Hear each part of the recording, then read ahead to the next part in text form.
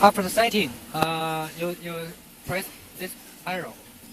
You will see the target weight is 30 kilo. You press again, it will show each scale is 30 kg. 30 kg. And press this one. This is the water width outside.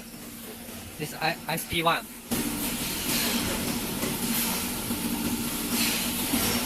This is called SP1. SP1 is 20 kg. We size 20 kg. Then press. This is SP2 is 3.5 kg. Medium feeding. And SP3 is called 0.1 kilo. And this is the scale B, SP 20 kg. Scale B, SP2, same number, 0.1 kg. This is the near zero weight. Okay, then you return.